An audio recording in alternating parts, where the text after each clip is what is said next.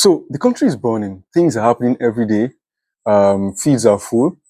My WhatsApp status every day is something else. People are posting and sharing. Everyone is having an opinion. People are outraged.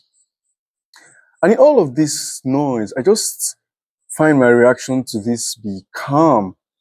For those that know me personally, I don't share clips. I don't repost. I don't try not to amplify the noise in any way. I just sit down and try to reflect, try to observe. And this is not indifference. This is discipline. And what do I mean by this? Most of what is being posted these days are either unverified, misdirected, or serve the purpose of those perpetrating the evil. And in this video, we'll get to why that is.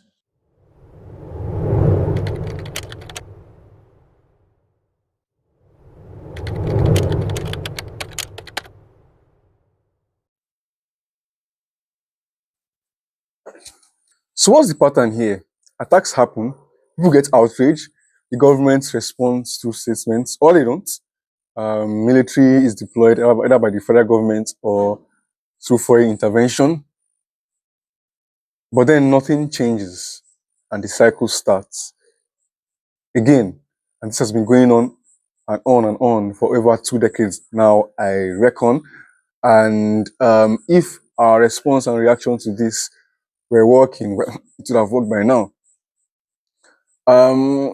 In all of this, I just have to ask why, after all of these actions, after the military deployment, after the sort of emergency declaration, after the funding of military personnel and even paramilitary, after all the foreign assistance, why has the situation not just continued but actually expanded? Why has it gone worse and worse over time? Either the people that are governing us are the most incompetent people in human history, or something else is happening. So, let's look at the symptoms and the roots, because this is the beginning of the problem I realized that made me make this video. So, what are the symptoms? The killings themselves, the kidnappings, the atrocities that are committed. Those are the symptoms. So, what are the roots? The roots are, well, if you want to fight the roots of any atrocity, who funds them? Who benefits from the actions? Who remains silent? So, with all of this, I just have to throw the challenge out there. Outrage is good. In fact, I have not seen enough outrage. Personally, I have not seen enough outrage. At the same time, we need to think critically, and we need to intellectually analyze all of this, because energy and outrage directed towards symptoms will just get wasted at the end of the day, because nothing will get solved. Because when you don't tackle the roots, well, it's just going to grow and grow again. And that's what's been happening for the past 2 decades now. So that is what we're going to look at.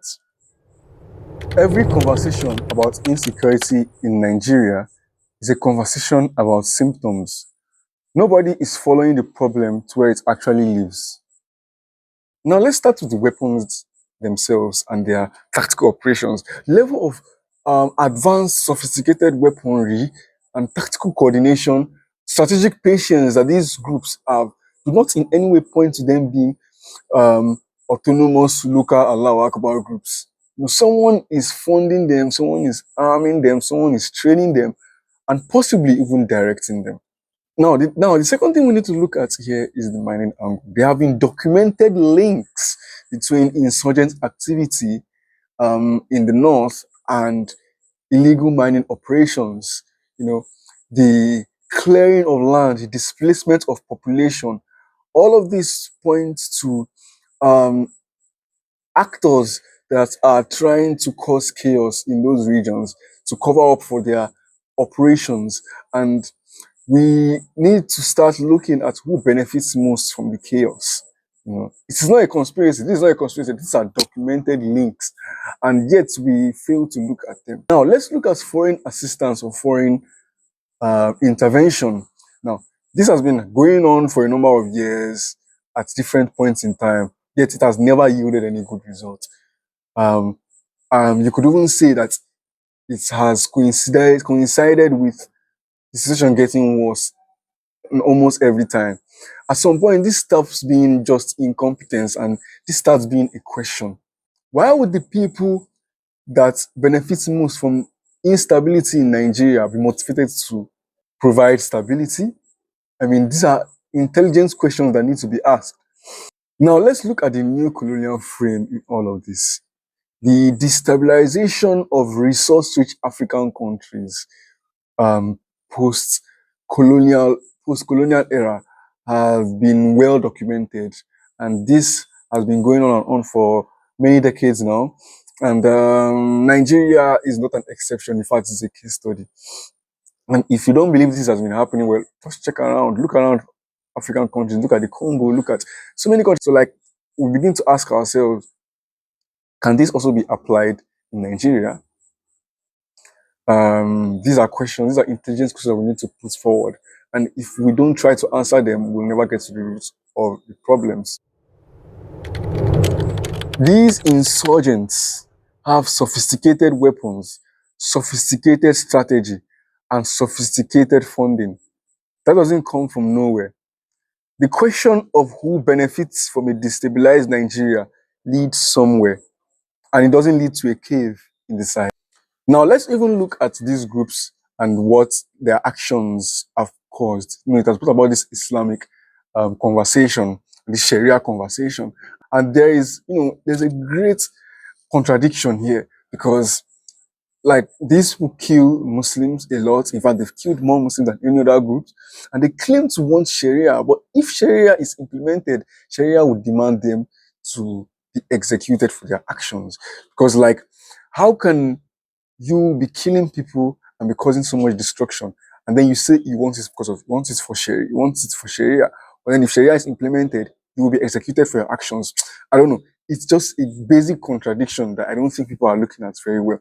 And even if you look at their strategy, I mean, when has kidnapping people and killing farmers ever brought about Sharia in history of mankind? It doesn't make sense.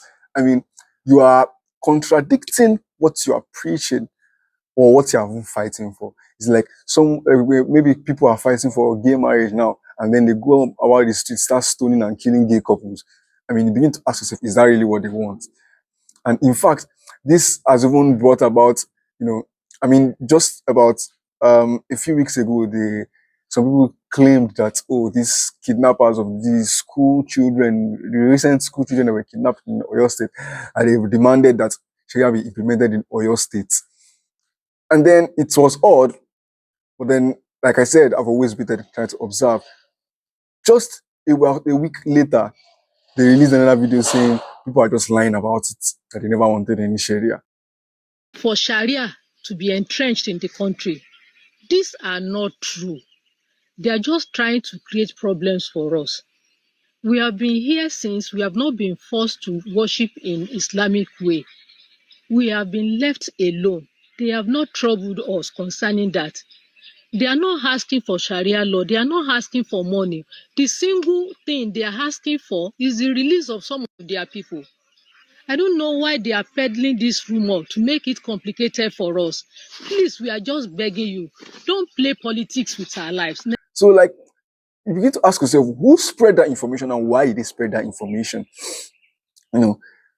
Why have they spread that information? What was the effect of spreading information? It led to further division. People started pointing and being incredibly tribalistic and racist to all of this, because you then begin to frame an entire group or an entire tribe. Like, this discrimination against the Hausa, especially the Fulani, and then the Muslims, and it's damning, because at the end of the day, this just further divides the country.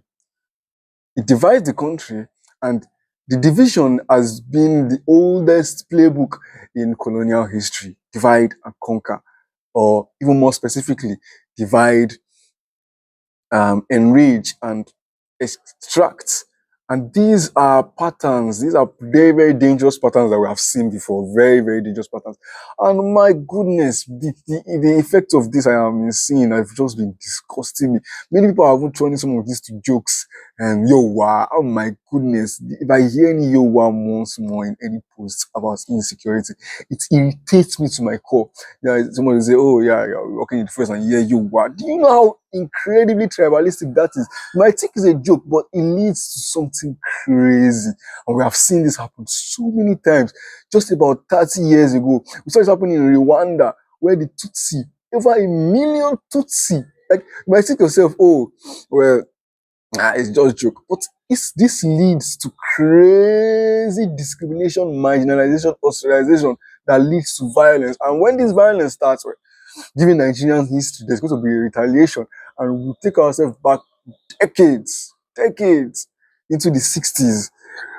My goodness, please, let's stop. This is not a joking matter. There is even cases of hijabis being questioned and stopped on the streets, and or abokis being arrested without due cause, and people are trying to even put jungle justice on them. All of this just leads to further chaos. Next thing you will see, oh, Aboki, man, everybody is scared of Aboki. Oh, they will see Aboki in one place and then they will lynch him. Come on. This thing starts from joke, and then it starts from outrage, and then it goes into outrage, and then it's going to lynching of people in the public. These are not good patterns. Don't let anybody weaponize this and make us feel further divided, because this is going to lead to further and further chaos, and it only serve the purpose of those that are perpetrating it. We might direct our anger towards the North entirely, but then, come on, the North was born in first. The North was the origin of this, and it has been going on. All of this has been going on in the North. I mean, if anything, we should even sympathize with them. How have you guys been coping with all of this insecurity and insurgency for 20 years before it even started dripping to the South? And the outrage that we are seeing today, we didn't see it when all this was happening only in the North. You can even try to ask ourselves whether we are actually good people. Like, because this thing was farther away from us, we didn't get outrage. Now that things are entering to Kwara State and Oyo State, we see people are more and more outraged. No, this is just a very, very curious thing, curious observation I have made. So, like, if anything, we should sympathize with these people. These people have been living with autonomy. They've been living with one eye open whenever they sleep over 2 decades. And now the thing is beginning to affect us, and now we're blaming them. We are generalizing an entire group. Come on, these are dangerous patterns, and it only serves the purpose of those that are perpetrating them. The religious framing of this insurgency does not survive scrutiny. And the fact that it's being used to drive a wedge between Nigerians is itself the evidence that it's working. Now, let's look at something else. The security forces. Now, the security forces have been underfunded. They've been underprepared. They've been deliberately even put into conditions that, well, guarantees ineffectiveness.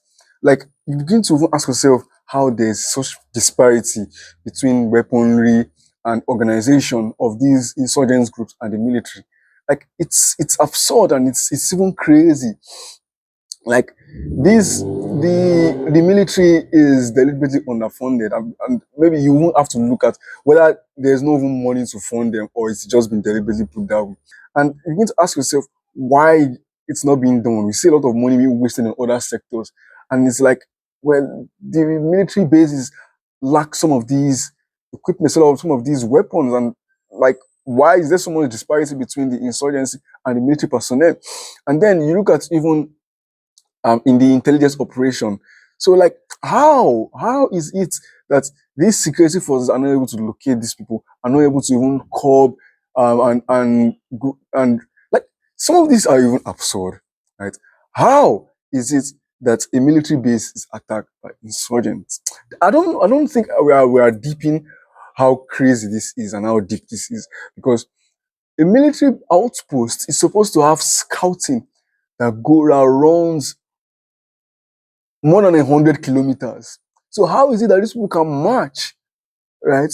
March with multiple vehicles for hundreds of miles and go to military bases, and there is no defense waiting, and then they go and then they kill military personnel. How is it that these people are able to orchestrate events that have already been um, previously informed to the public. How? Like you hear, oh, this was said, this was um, the information was known, the intelligence was given long before the attack happened, and you need to ask yourself whether there's actually a direct sabotage.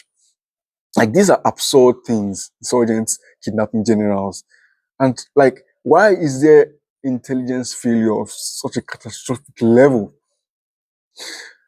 It's baffling, honestly. Maybe this is all deliberate. This maybe could it be? Could it not be? But if it's not, it's crazy incompetence on the highest level. Like I don't know. It baffles me, and I just keep thinking about it. Maybe if we think enough about it harder, we'll begin to understand the situation even more. And this now brings me to another crazy issue: the clergy and the religious institutions in Nigeria. Muslims and Christians out there. Well, I'm going to make a specific video talking about the problems of religion in Nigeria and Africa as a whole. Like, come on, we need to understand that our imams and our pastors are human beings, and they are not beyond revoke. They are not beyond criticism. Like anybody you see being silent or giving out messages that are not just that. Okay, it's one thing for you to have an imam or a pastor cheering for the insurgents. Yeah, you're not going to easily see that. Yeah, we are rarely ever going to see that. But something else that is really subtle is all this ineffectiveness, all this let's be calm, let's yeah, I'm not saying we should be calm, but all this you don't need to protest, or some of them won't be silent on the matter. If your pastor is silent or your imam is silent, ask them why are they silent? Why are they silent? Yes, we need to put these people like, and there's even this crazy, even more subtle thing that I have noticed. For those that don't even know me personally, I have never posted any prayer on my status. God, please let Nigeria become peaceful. Because at the end of the day, like it is just a way that these religious institutions keep us docile. Like they'll say, oh yeah, let's pray for Nigeria, let's pray for Nigeria. And you see these churches organizing more prayers and these mosques organizing more prayers rather than mobilizing people and assisting military personnel to work towards security in Nigeria, or even criticizing the government for it. Let's pray for Nigeria is just a way to keep us docile, is a way to keep us from actually requiring action. Because when you just say, let's pray, you begin to reduce everything to just spiritual effects. And I'm sorry, no angel is going to come down and fight our battles for us. So like we need to take away this thinking that, oh yeah, let's pray and then God just going to magically take things away. I said I'm going to make a specific video on this, so I'm not going to go too much into it. But let's pray for Nigeria is a weapon being used by the institutions to keep us docile. There are two groups of people who should be getting significantly more of our anger right now: our government and our religious leaders. Both are failing us. Both are being protected from that failure. And we should not be a part of that. Now, this brings me to the most controversial part of this video. It's the issue of rehabilitation. I know our instinct as Nigerians and even as human beings immediately goes to, oh yeah, these people should be, once they are caught, they should be executed, they should be killed, they should be jailed for life or anything, things like that. And yes, I understand that. I understand that very well. But I'm going to make a video about this because I actually feel it's not that straightforward. Also, I'll recommend this video right here.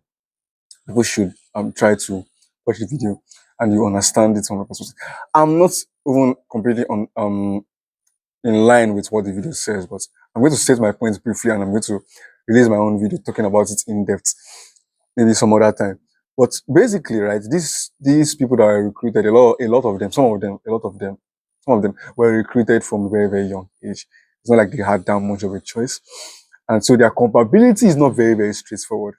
Now, even at that, I'm not saying they should be forgiven or anything, but I just wanted to look at the strategic importance of this.